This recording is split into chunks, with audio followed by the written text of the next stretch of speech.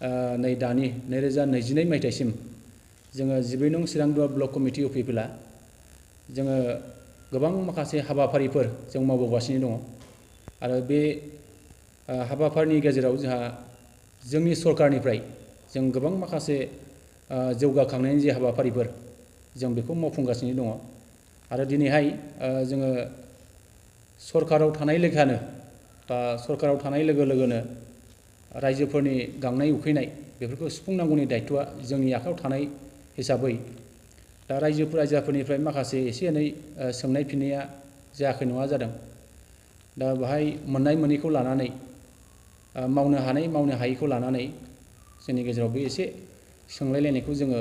मोननांबाय थादों। दा बेफोरखौ लानानै जोङो ब्लक कमिटिनिफ्राय जों मोनसे खौरांगिरि मेलनि गेजेरजों जोङो रायजो राजाफोरनिसिम मोनसे फोरमायनो लुबैदों। दा बे हाबाफारियावनो जोंहा बाहागो लानो हादों जोंनि 12 नं चिरांदुवार ब्लक कमिटि अफिसफोरनि गाहाय नेहाथारि जोंहा निखिल बरगयारि बिथां, जोंनि 12 नं चिरांदुवार ब्लक कमिटि अफिसफोरनिनो जोंहा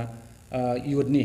आफादगिरि जोंहा महन्त नार्जारि बिथां, गाहाय नेहाथारि जोंहा यादब दाहाल बिथां, गाहाय नेहाथारि जोंहा खोदोम बसुमतारी बिथां,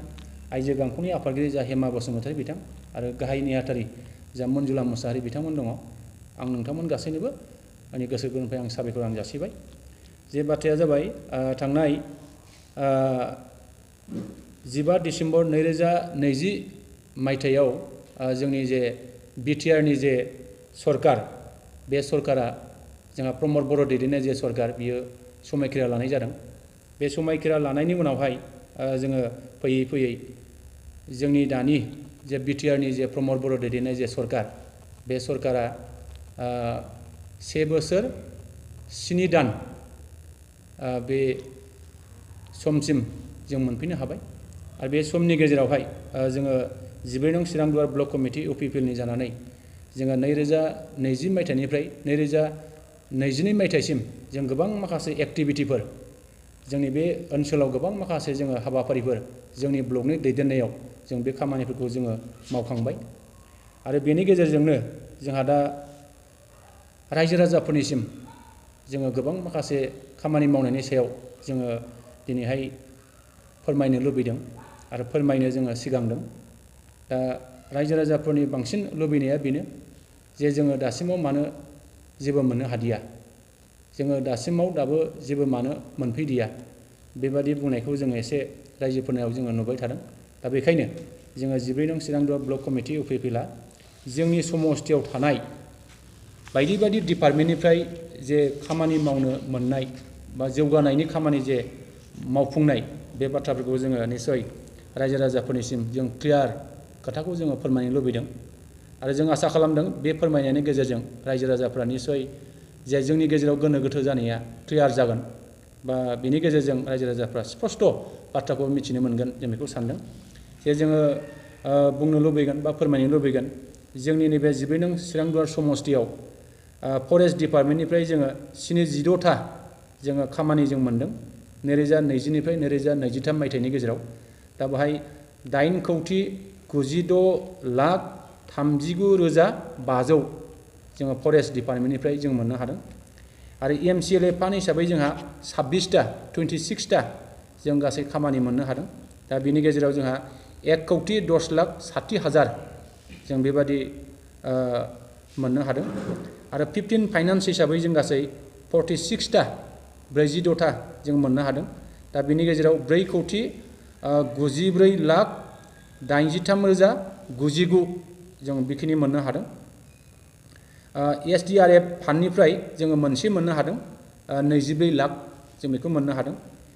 MLA LED फान्डनिफ्राय जों मोननो हादों 9था जों मोननो हादों। दा बिनि गेजेराव 20 लाख जों बेखिनि मोननो हादों। जे वाटार रिसोर्स डिपार्टमेन्टनिफ्राय जोङो मोननै मोननो हादों, जे बाहाय 72,96,596 जों बेखिनिखौ मोननो हादों। गुडविल मिसननिफ्राय जों गासै मोनथाम मोननो हादों 15,40,00,000 बेखिनिखौ जों मोननो हादों आरो WPT and BC डिपार्टमेन्टनिफ्राय जोङो मोनथाम जों मोननो हादों, बाहाय 1,38,45,000 बेखिनिखौ जों मोननो हादों। जे बाहाय एजुकेशन डिपार्टमेन्टनिफ्राय जों बाहाय मोनदाइन जों मोननो हादों, बाहाय 1,81,00,000 जों बेखिनिखौ मोननो हादों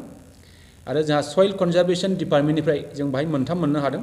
बे जाबाय 54,60,000 बेखिनिखौ जों मोननो हादों आरो हेल्थ डिपार्टमेन्टनिफ्राय जों गासै मोनसे मोननो हादों 15 लाखनि जों मोनसे मोननो हादों JJM जोङो बे बिफाननिफ्राय 10था जों मोननो हादों दा बेनि गेजेराव 12,66,85,000 बेखिनिखौ जों मोननो हादों जे PWD डिपार्टमेन्टनिफ्राय जोङो मोनसे मोननो हादों दा बाहाय 1,55,00,000 जों बेखिनिखौ मोननो हादों जे अंगनबादि सेन्टार बिनि थाखाय जोङो 18था जोङो 2020-2021 मायथाइनि थाखाय जोङो 2 कौटि जों बेखिनिखौ मोननो हादों आरो MGNREGA जोंहा बिनि उनावहाय जोङो गुबुन गुबुन माखासे खामानिफोर जों निश्चय बाहाय जोङो मोननो हादों जोंहा बाहाय GS सीट